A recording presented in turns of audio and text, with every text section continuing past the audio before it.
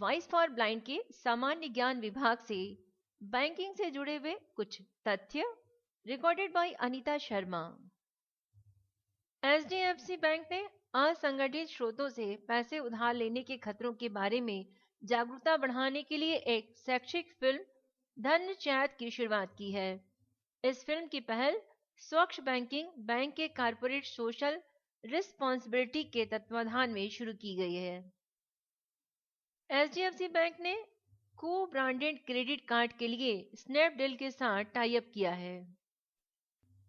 भारतीय reserve bank नीति ने मंगलवार को अपनी नीति दर को 7.25% पर बनाए रखा। जैसा कि उम्मीद थी, वहीं ओपन डोर को छोड़ते हुए इसे और आसान बनाने तथा बैंक कितनी तेजी से अपने ऋण दरों को कम करते हैं, मुद्रास्फीति आउटलुक पर निर्भर करता है।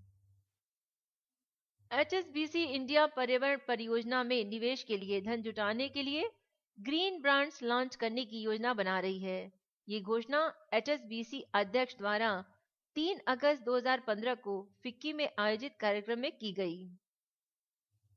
आईडीएफसी बैंक अक्टूबर 2015 से परिचालन शुरू कर रहा है। केंद्र सरकार अनिवासी संस्थानों के लिए एकल ब्रांड खुदरा मानदंडों का उदारीकरण कर रही है।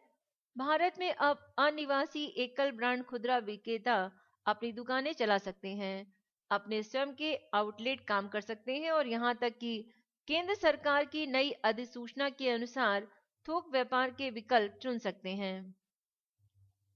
भारतीय रिजर्व बैंक ने शाखा प्राधिकार नीति में राहत देते हुए बैंकों को करीब शाखाओं को शहरी क्षेत्रों में विलय करने की अनुमति दे दी है।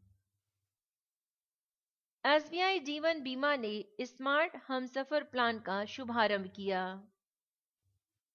केंद्र सरकार ने अपने बहुप्रतीक्षित मसौदे सोने मुद्रीकरण योजना को परिसंचरण के भीतर घरेलू और संस्थागत मान्य सोना लाने के उद्देश्य के साथ पेश किया है।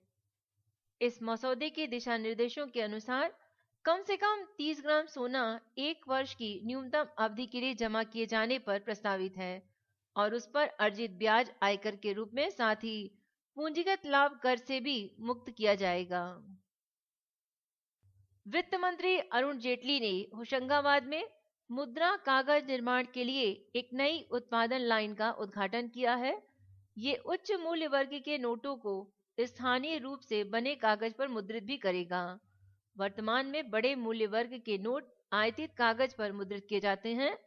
हालांकि स्याही का ज्यादातर देश के भीतर ही उत्पादन किया जाता है। मैसूर और होशंगाबाद में नई सुविधाओं और विकास के साथ पर्याप्त मात्रा में मुद्रा का मुद्रण कागज का उत्पादन करना संभव होगा, जिसे राष्ट्र की जरूरत पूरी होगी। रिजर्व बैंक ने प्रस्ताव रखा है कि भारतीय कंपनियां भी बाह्य वाणिज्यिक जुटाने में सक्षम है। ये विदेशों से भी रुपए से जुड़े बॉन्ड जारी करने का धन जुटा सकते हैं। सस्ते संसाधनों के लिए एक और रास्ता बनाने के लिए कदम बढ़ने की आशा है।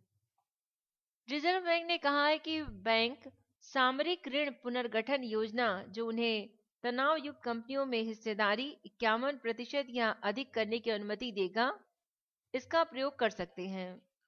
भारतीय प्रतिभूति एवं विनिमय बोर्ड सेबी ने इस साल पूर्व में इस योजना को अपनी मंजूरी दे दी थी।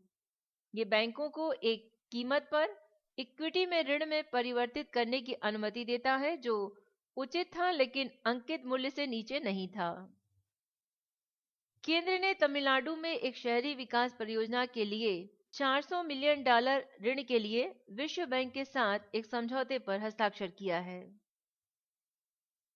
भारतीय रिजर्व बैंक ने बैंकों को सामान्य बैंकिंग कारोबार के लिए वैश्विक बहुपक्षीय वित्तीय संस्थानों से उधार लेने की अनुमति देने का फैसला किया है।